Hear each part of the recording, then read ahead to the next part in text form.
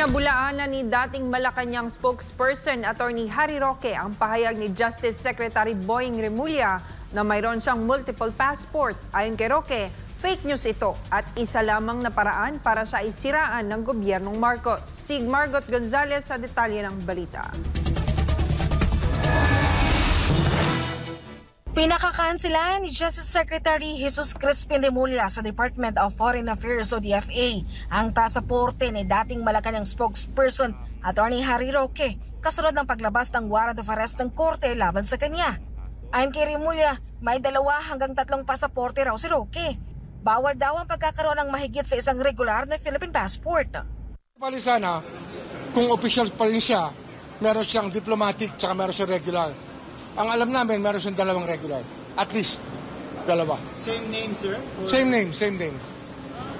Very similar. Or maybe a difference in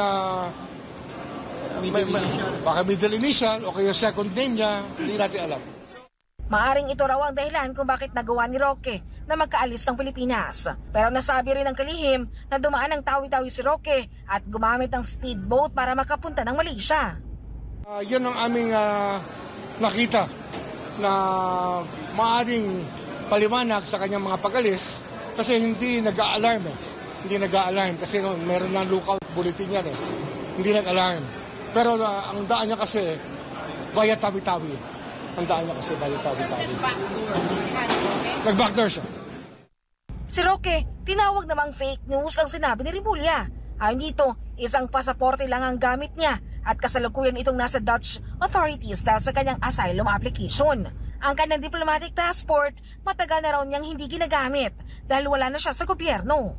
Ang panawagan ngayon ni Roque, mag-ingat ang publiko sa mga pinakakalat na hindi totoong balita tungkol sa kanya na ginagawa raw ng Marcos government para siya siraan. Para sa Diyos at Pilipinas, kumahal, Margot Gonzalez, SMNI News.